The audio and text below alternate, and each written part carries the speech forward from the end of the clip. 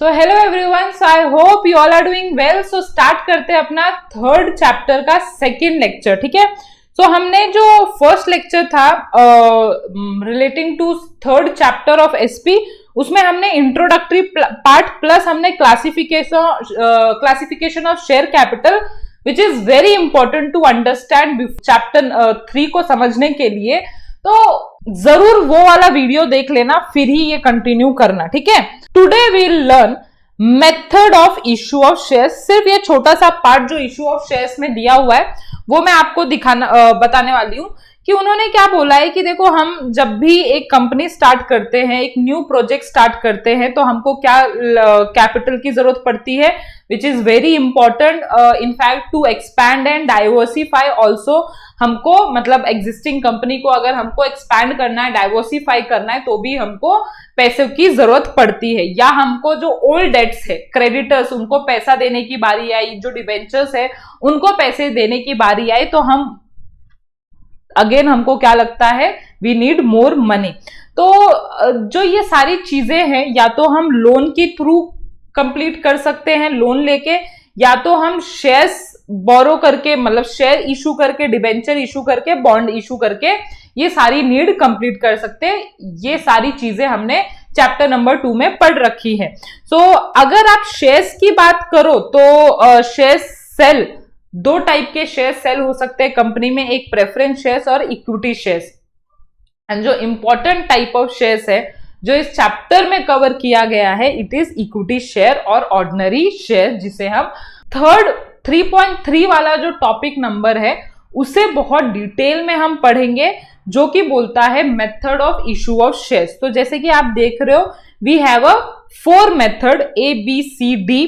सबसे पहला public offer, फिर existing equity share, existing employees and private placement, and उनके सब पार्ट हैं। ठीक है, नाउ सबसे पहला जो पब्लिक इशू और पब्लिक ऑफर ऑफ शेयर्स में आने वाला है, very important to know. Firstly इन्होंने बाद में दिया है एक्चुअली कि कंपनी जब भी पब्लिक ऑफर करती है, कंपनी को अपने प्राइस डिसाइड करना पड़ता है। याद दिला दूं, हर एक शेयर्स की 3 वैल्यू होती है। एक आपने पढ़ा था फेस वैल्यू, एक आपने पढ़ा था इशू प्राइस, और एक आपने पढ़ा था मार्केट प्राइस। ठीक है, तो ये 3 जो प्राइस होती हैं हर एक टाइप ऑफ शेयर्स, हर एक शेयर्स को होती है। तो देखो, फेस वैल्यू तो at the time of incorporation decide हो जाता है कि कंपनी जो है अपने जो शेयर्स है उसकी कितनी प्राइस रखने वाली है।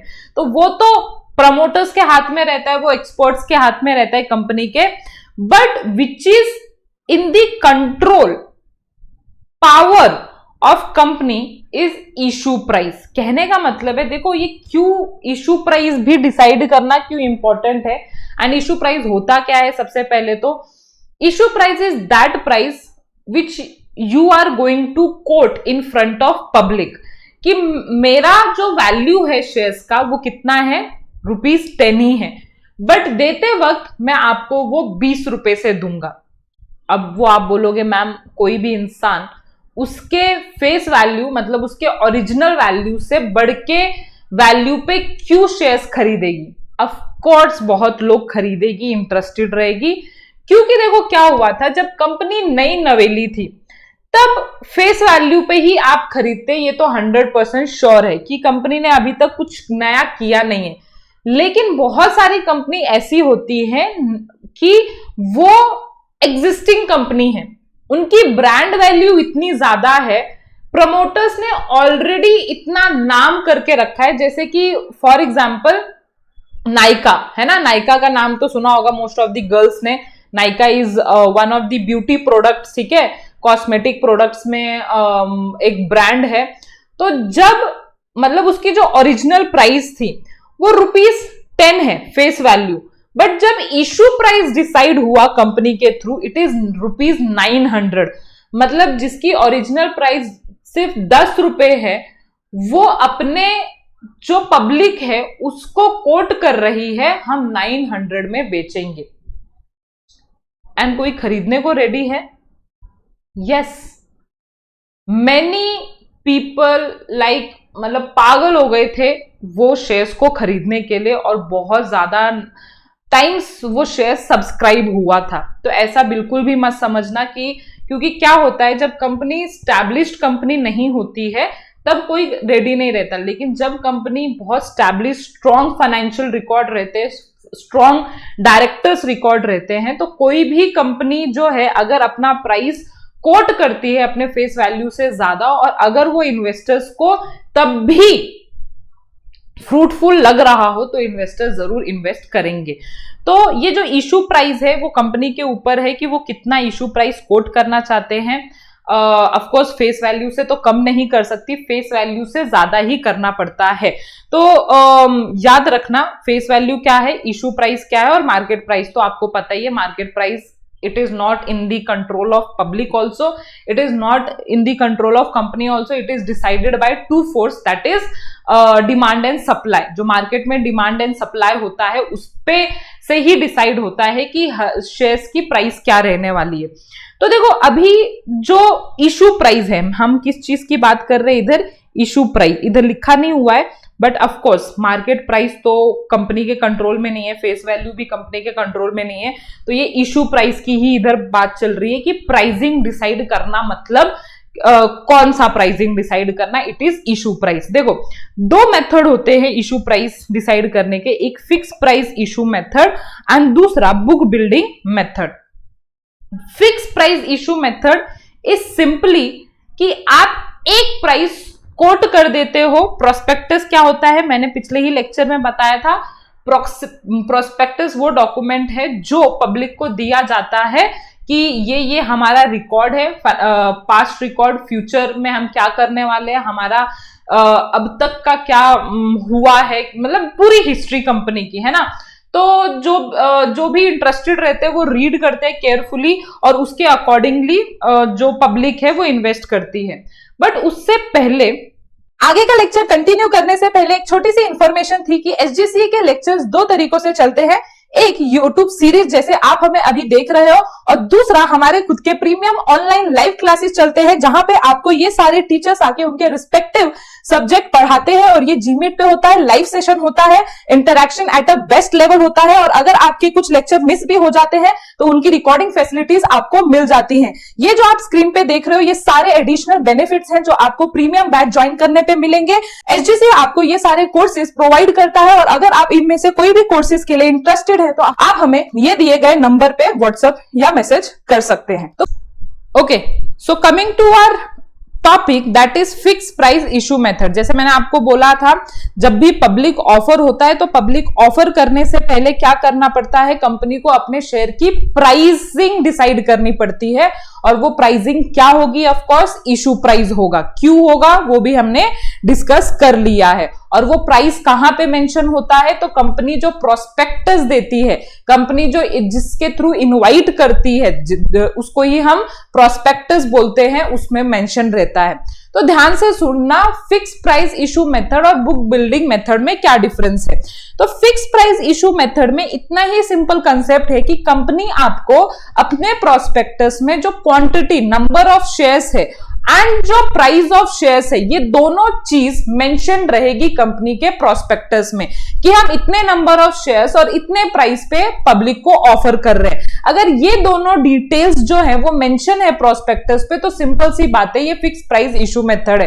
कहने का मतलब है कंपनी ने ऑलरेडी अपनी प्राइसिंग डिसाइड कर ली है और उसी प्राइसिंग पे आपको क्या करना पड़ेगा, सब्सक्राइब करना पड़ेगा, आपके पास ऑप्शन नहीं है। ठीक है, तो उसमें आगे और क्या दिया हुआ है कि कंपनी या तो जब भी आप सब्सक्राइब करोगे तो कंपनी बोलेगी या तो certain portion of face value. जैसे मैंने आपको बोला था कि कंपनी के पास दो चीज का ऑप्शन रहता है कि जो जिस प्राइस पे आपने सब्सक्राइब किया है, या तो वो प्राइस पूरा का पूरा एक टाइम पे ही मंगवा ले, नहीं तो इंस्टॉलमेंट में मंगवाए, जैसा हमने डिस्कस किया है पहले। तो दोनों में से कोई भी ऑप्शन चूज कर सकती है। फिक्स प्राइस इशू मेथड में कोई प्रॉब्लम नहीं है।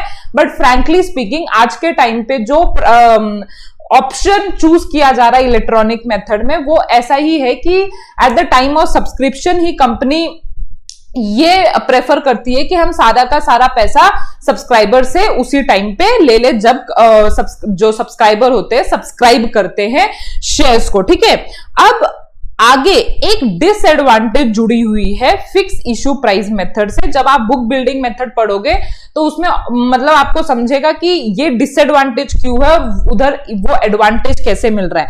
अभी इन्होंने बोला है the company comes to know the demand of its share only after the subscription period and.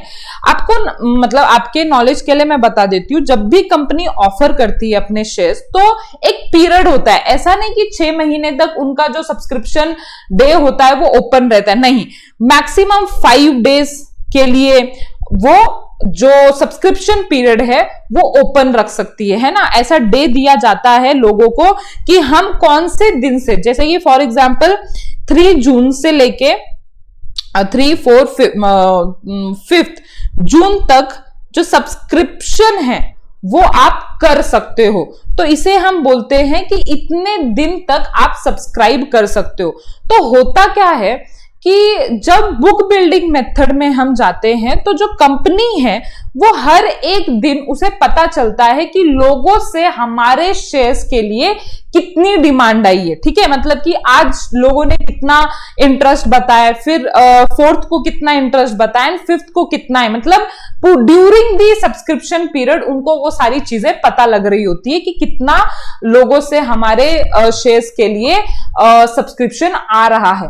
But ऐसा फिक्स प्राइस इशू मेथड में नहीं रहता है।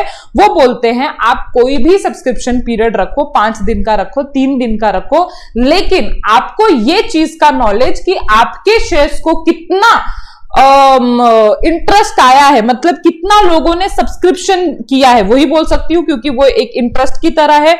इंटरेस्ट मतलब इच्छा है ना, कितना लोगों ने आपके शेयर्स के टूवर्ड्स इंटरेस्ट दिखाया, वैसा वाला इंटरेस्ट बोल रही हूं मैं। तो ये इस चीज का जो नॉलेज है कंपनी को फिक्स प्राइस इशू मेथड में वो सब्सक्रिप्शन पीरियड के एंड होने के बाद ही पता चलेगा, नॉट बिफोर दैट, जो कि बुक बिल्डिंग मेथड में पहले भी पता चलता है ड्यूरिंग दी सब्सक्रिप्शन पीरियड। तो वो एक एडवांटेज है बुक बिल्डिंग मेथड में, बट वो एक डिसएडवांटेज है फिक्स प्राइस इशू मेथड में, ठीक है।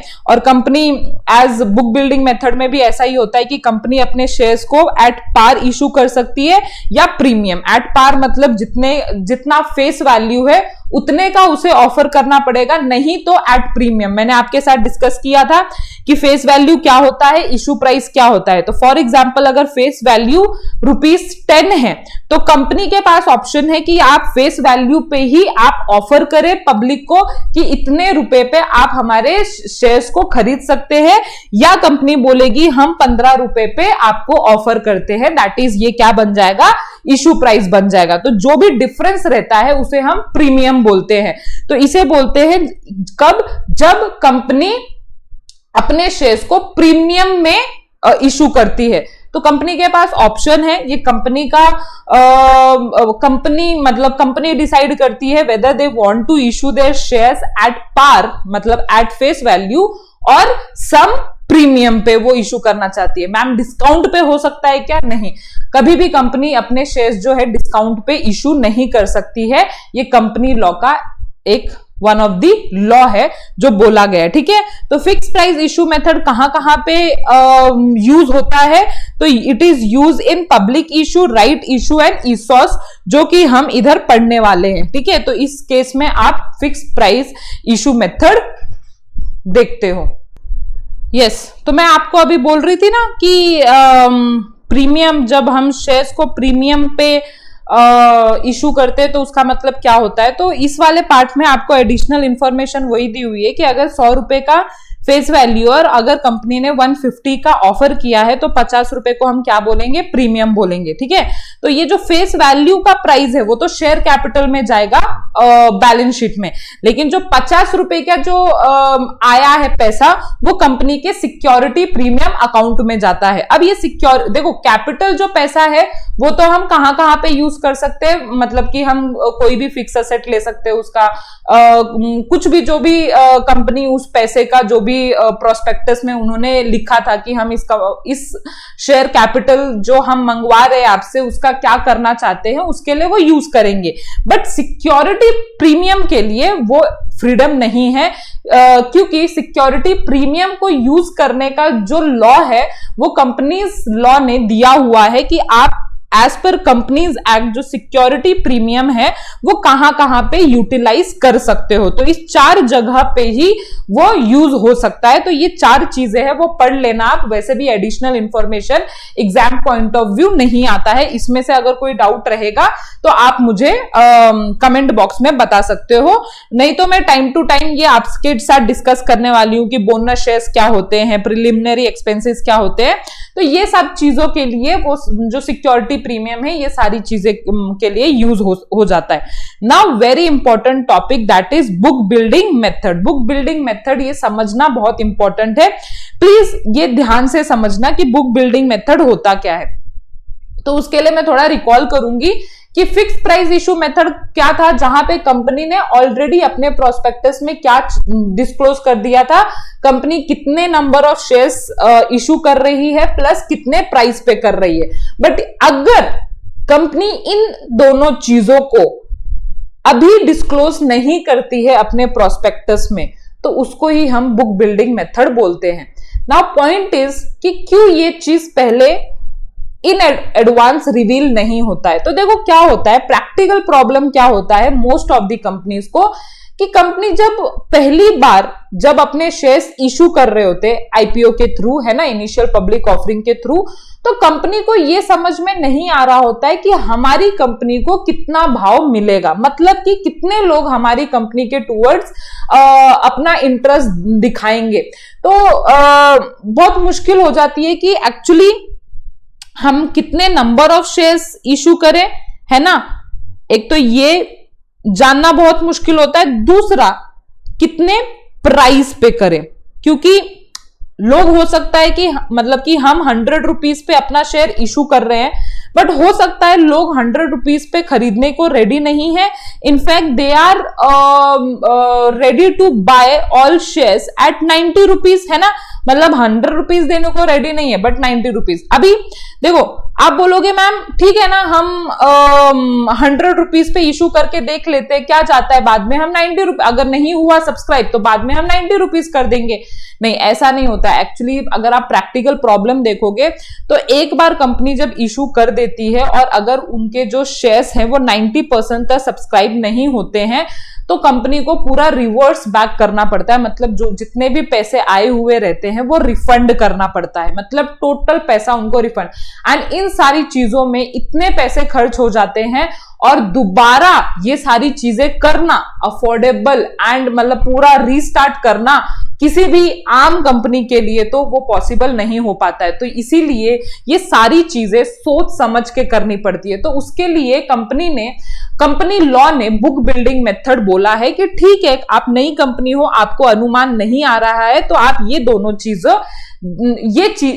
चीजों जो है वो सब्सक्राइबर से ही पूछ सकते हो जो आपकी कंपनी के टूवर्ड्स इंटरेस्टेड हैं। तो होता क्या है, देखो अभी मैंने बोला था प्रोस्पेक्टस क्या डॉक्यूमेंट होता है, वो डॉक्यूमेंट होता है जिसमें सारी डिटेल दी जाती है। लेकिन अगर आप बुक बिल्डिंग मेथड में पढ़ोगे तो इधर आपको एक रेड एरिंग प्रोस्पेक्टस का नाम सुनने को मिलेगा। अब ये रेड एरिंग प्रोस्पेक्टस मतलब क्या होता है, तो देखो प्रोस्पेक्टस जैसा ही एक रेड एरिंग प्रोस्पेक्टस होता है, बस इसमें ये दोनों चीजों को फाइनल नहीं किया जाता है, या नंबर ऑफ शेयर्स को फाइनल किया जाएगा, प्राइस को नहीं किया जाएगा, प्राइस को फाइनल किया जाएगा, नंबर ऑफ शेयर्स को फाइनल नहीं दिया जाएगा। तो ये फाइनल कैसे होता है, तो रेड एरिंग प्रोस्पेक्टस के थ्रू ही ये फाइनल होता है। देखो अब प्रोस्पेक्टस में तो सारी डिटेल चाहिए, लेकिन ऐसा कुछ भी रिक्वायरमेंट नहीं है रेड एरिंग प्रोस्पेक्टस में। देखो जो भी प्रोस्पेक्टस में रहेगा वो रेड एरिंग प्रोस्पेक्टस में तो रहता ही रहता है, इन दोनों चीजों को छोड़ के। अब कंपनी क्या करती है, रेड एरिंग प्रोस्पेक्टस में बोलती है कि हम अपने जो शेयर्स हैं वो इशू करने के बारे में सोच रहे हैं, ठीक है, और हम अपने जो अपना प्राइसिंग है वो हम सोच रहे हैं कि ₹90 से लेके ₹100 तक रखने का सोच रहे हैं। मतलब कि ये एक प्राइस रेंज दिया जाएगा पब्लिक को इनवाइट करने के लिए कि आप हमें बताओ आप हमें बिड करो, बिड मतलब आप हमें बोली लगाओ, हमने आपके सामने एक प्राइस रेंज रख दिया है, अब आप हमें बोली लगाओ मतलब बिड करो कि आप कितने प्राइस पे कितने नंबर ऑफ शेयर्स जो है वो बाय करना चाहोगे। तो अब सब्सक्रिप्शन पीरियड ओपन हो जाता है। अब लोग पढ़ते हैं, जानते हैं उस कंपनी के बारे में और डिसाइड करते हैं कि whether we go for 100 rupees, है ना, whether we go for 90 rupees या वेदर वी गो फॉर 95, 98, जो भी इस प्राइस रेंज में आता है। अब लोगों ने क्या कर दिया, बहुत सारे नंबर ऑफ शेयर्स को सब्सक्राइब कर दिया। जितने भी नंबर ऑफ शेयर्स उनको लेना था, जिन भी लोगों को लेना था दुनिया में जहां भी लोग थे, उन्होंने अपना जो बिड लगाना था वो लगा चुका है, जिस प्राइस पे भी उन्हें लगाना था। अब इसमें क्या होता है, जैसे मैंने बोला था फिक्स प्राइस इशू मेथड में आपको सब्सक्रिप्शन पीरियड के बाद ही पता चलता है कितना सब्सक्राइब हुआ है, लेकिन इसमें आपको डेली पता चलेगा, कंपनी को डेली अपडेट आता है कि आज लोगों ने कितना सब्सक्राइब किया, कितने नंबर ऑफ शेयर और वो भी कितने प्राइस पे, फिर कल कितना किया एंड डे मतलब लास्ट डे पे कितना किया, जितने दिन के लिए भी वो सब्सक्रिप्शन पीरियड ओपन रहेगा।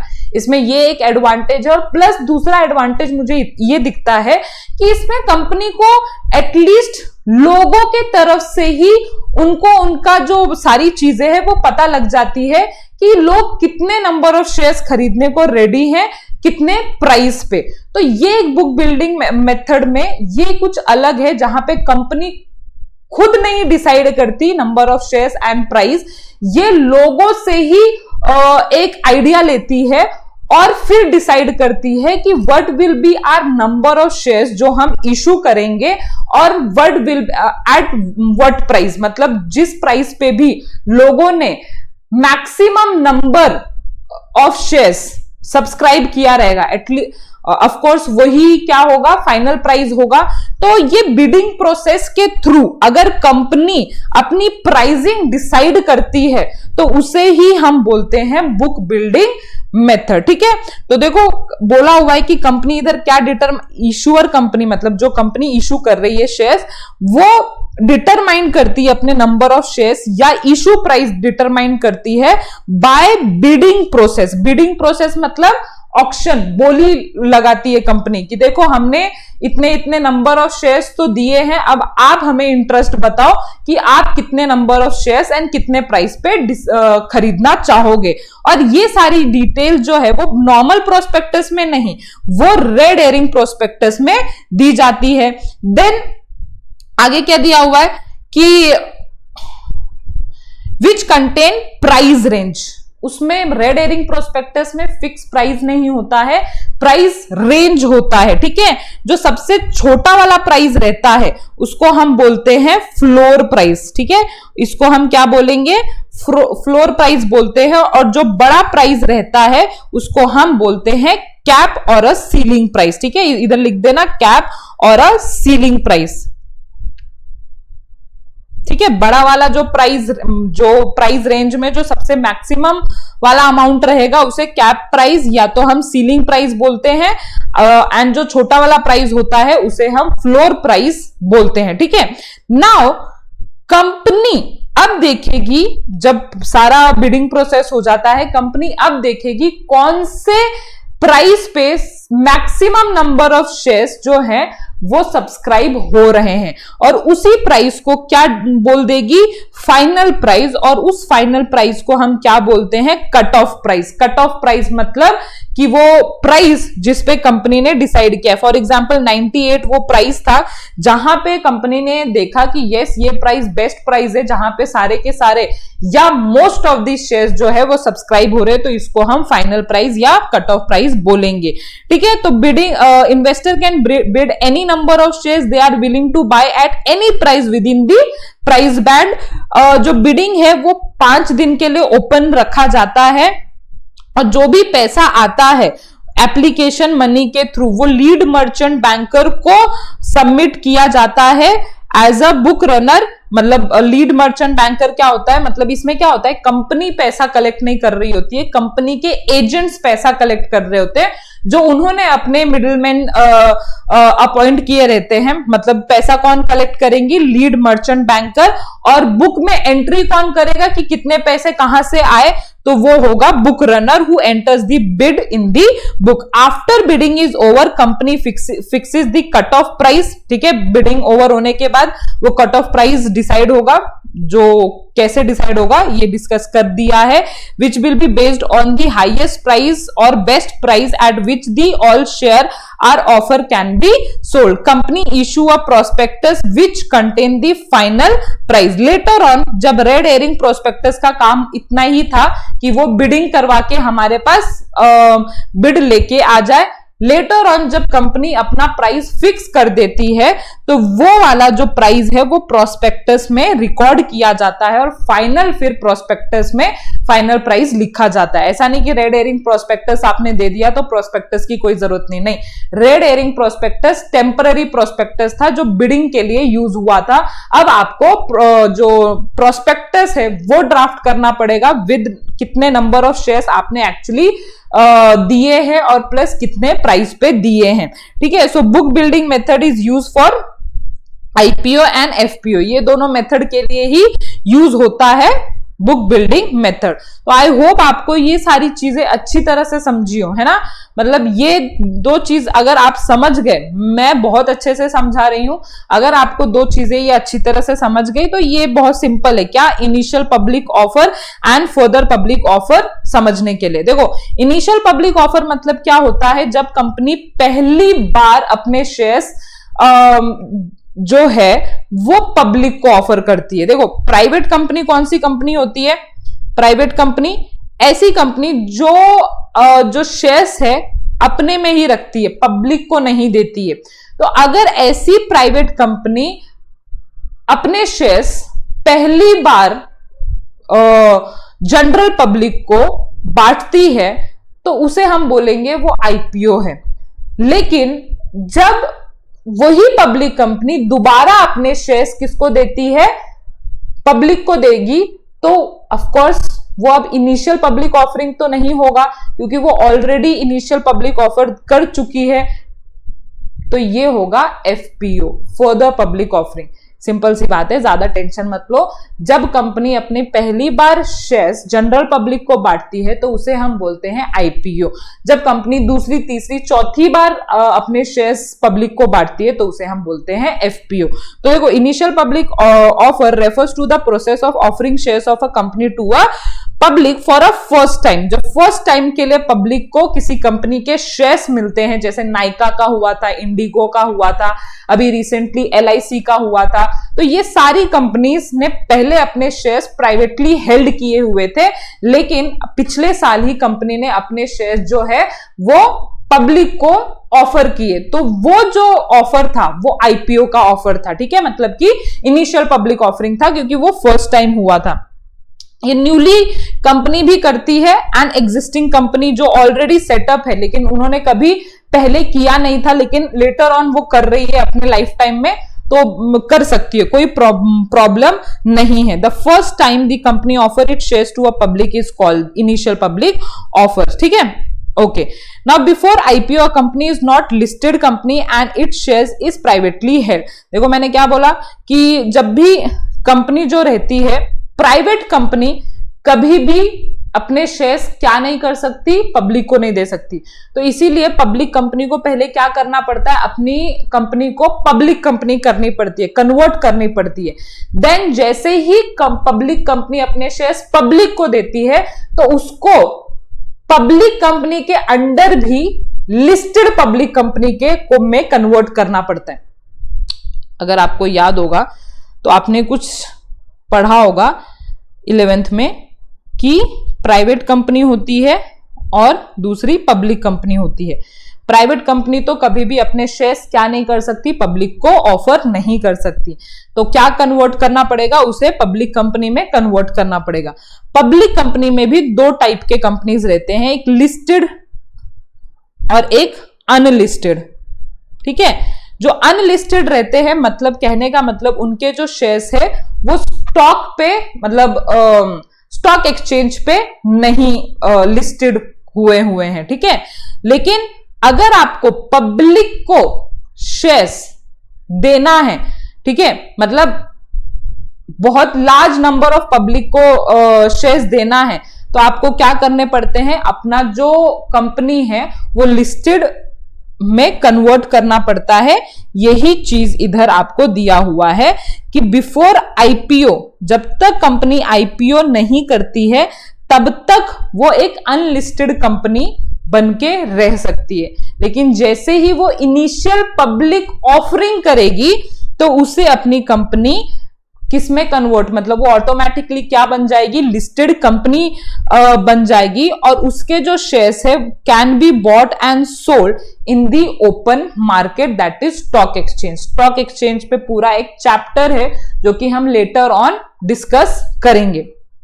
Okay, now a company can make IPO through fixed price issue method or a book building method, as I told you earlier also. Now further public offering या follow on public offer, simple सी बात है, जब company जो है IPO के बाद जितने भी ऑफर करती है अपने शेयर्स, मतलब एक बार आईपीओ हो गया तो उसके बाद जितने भी नंबर ऑफ शेयर्स आप पब्लिक को बांटते हो, ऐसा नहीं कि सिर्फ एक ही बार हो सकता है पब्लिक को ऑफर, लेटर ऑन आपको और पैसों की जरूरत पड़े तो और आप पब्लिक ऑफर करना चाहते हो तो आप कर सकते हो। तो लेटर ऑन कितनी भी बार आप क्या कर सकते हो, पब्लिक को ऑफर कर सकते हो, बट वो आईपीओ नहीं कहलाएगा, क्योंकि now it is not for the first time, it is for second time, third time and so on. तो वो फर्दर पब्लिक ऑफर होगा। तो जो भी कंपनी इशू करती है after IPO, it is called further public offer. Thus every issue of shares or by a listed company after it IPO is called FPO. FPO leads to an increase in subscribed capital of the company. वो तो होता ही है of course. Okay, so आपको इतना part समझा। So ये part जो था अपना बहुत इंटरेस्टिंग पार्ट था। आई थिंक तो हमने क्या क्या समझा, हमने पब्लिक इशू और price offer of the shares में हमने आईपीओ और एफपीओ के साथ साथ दो प्राइसिंग मेथड समझी, जो कि है फिक्स प्राइस इशू मेथड और दूसरा बुक बिल्डिंग मेथड। तो अपना ये कवर हो चुका है। नेक्स्ट पार्ट में हम देखेंगे B part, that is offering shares to existing equity shares. ठीक है, तो अभी थोड़ा टफर पार्ट जो है एसपी का वो स्टार्ट हो रहा है, मतलब होने जा रहा है। तो ये नेक्स्ट वाला वीडियो मिस मत करना, अच्छे से देखना। तो टिल देन बाय बाय। अगर आपको ये वीडियो पसंद आता है तो जरूर लाइक कर देना, चैनल को सब्सक्राइब कर देना कंटिन्यूअस नोटिफिकेशन के लिए, अपने ज्यादा से ज्यादा फ्रेंड्स को शेयर कर देना। और अगर आपको ये वीडियो में कुछ पसंद आता है, कुछ सजेशन देना है, तो जरूर हमें कमेंट करके बताना। सो ये हमारे कुछ सोशल मीडिया अकाउंट्स है जहां पे आप हमारे साथ और अच्छे से जुड़ सकते हैं, तो जरूर फॉलो करना। So see you in next video, bye bye.